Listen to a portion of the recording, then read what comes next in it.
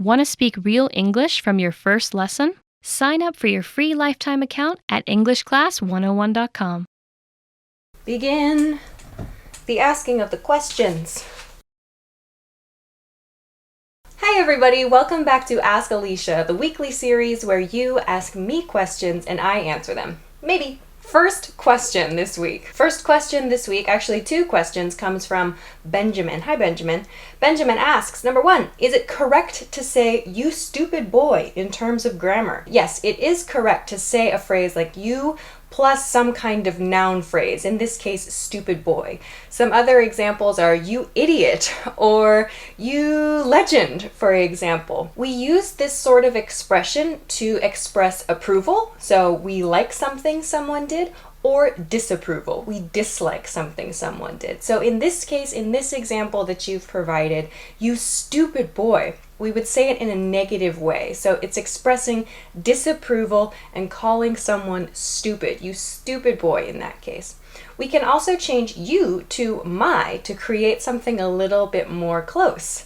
Like "my perfect child," for example, or "my favorite person," for example. So we can use these small expressions to show like happy feelings or negative feelings. So yes, it is grammatically correct, but it's sort of, think of it like an exclamation, kind of, like you're excited in a negative or a positive way about something. So I hope that helps. Your second question, what is SOSG? I had to Google this because I didn't know. This is an internet joke.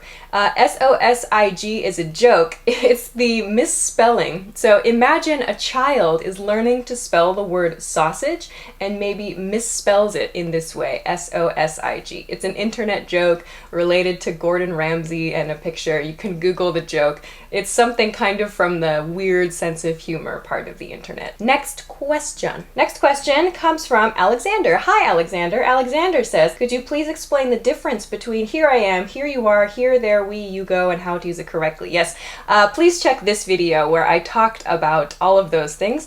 The only thing I did not talk about in this video is the expression "here I am." Here I am. So I will explain "here I am" in this video.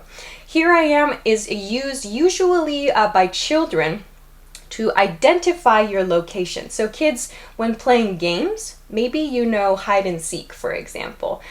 When children reveal their location, they'll often say, "here I am," or they'll jump out from someplace to identify themselves.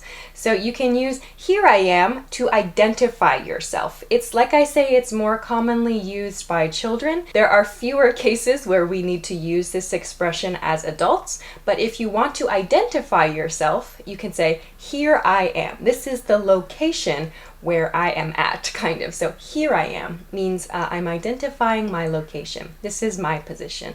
But please check the other video for more details about your other questions. So thanks very much. Next question. Next question comes from Hansel from South Korea. Hi Hansel. Hansel says, Alicia, what's the difference between strange, odd, weird, and bizarre? And I'm also not sure if I can use between here or not. Yeah, it's fine. What's the difference, or what are the differences between these words? So strange, odd, weird, and bizarre. Strange tends to have a negative connotation. So something that is not quite right, something that is not typical, like, ooh, that was kind of a strange bar, like it sounded not good.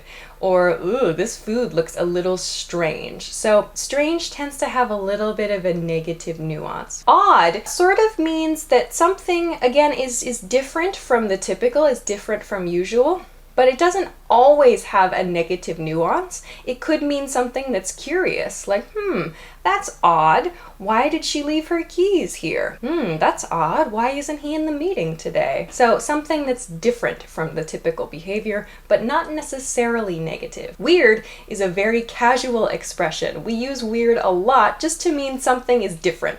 Something is, and it kind of has a casual but very light, like negative meaning. So if your friend is acting strangely, "you're acting weird today," or "Ugh, that was a really weird food," or like, "Ooh, I ate something weird." Bizarre, however, it's kind of something that you expect to be normal, but it's not. is kind of bizarre, something that's bizarre. President has bizarre behavior, or the president tweets bizarre things, for example. That show was bizarre. I hope that that's kind of a nice introduction to the differences between these words. Next question. Next question comes from Kausik. Kausik? Hi, Kausik. First, what is the difference between maybe, perhaps, and probably? Yep, common question. Please check this video. What is the difference between maybe, perhaps, probably, and possibly? Also in this video. Please check this video for the answers to this question.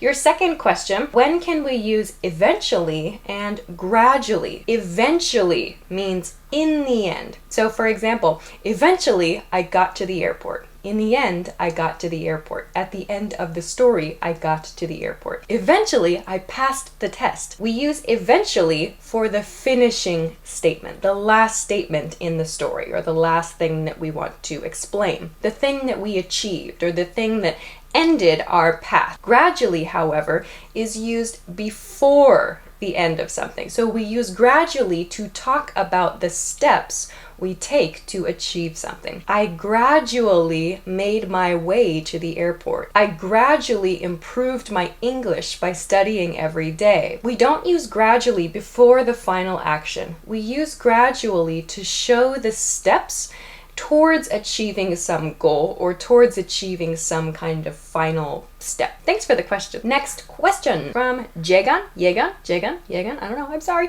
Jegan asks, how do we use conjunctions like which, that, who, what in the middle of a sentence? Please explain. Perhaps this question is about relative pronouns. Which, who, and that are examples of relative pronouns. So we use relative pronouns at the beginning of a relative clause. We use which and that for objects. We use who for people, and we can use that for people as well, though it sounds a little more casual. My teacher, who is from America, has brown hair. So I use who at the beginning of that relative clause. Who is from America? My teacher, who is from America, has brown hair. This phone, which is an iPhone, is useful. In this sentence, I'm talking about my iPhone, so I use a relative pronoun for objects, which. So which comes at the beginning of that relative clause. It shows I'm adding information. This phone, which is an iPhone, is useful. So which is an iPhone is the extra information in that sentence.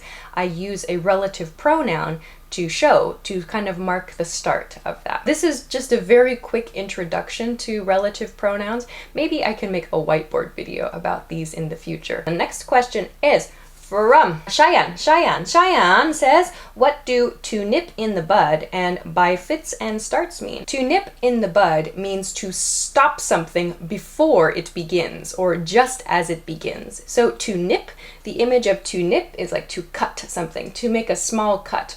And bud refers to like a new flower, So to nip something in the bud means to cut it when it's at the beginning stages of something, like cutting a flower. So to nip it in the bud means to stop something before it begins, or to stop something before it becomes bigger. By fits and starts, or in fits and starts, this expression means doing something in short bursts of activity. So many people, for example, study in fits and starts. So meaning they study for maybe a couple days and then forget for a while, and then go back to it again and then stop. So that's something we can explain with by fits and starts. So she studied in fits and starts.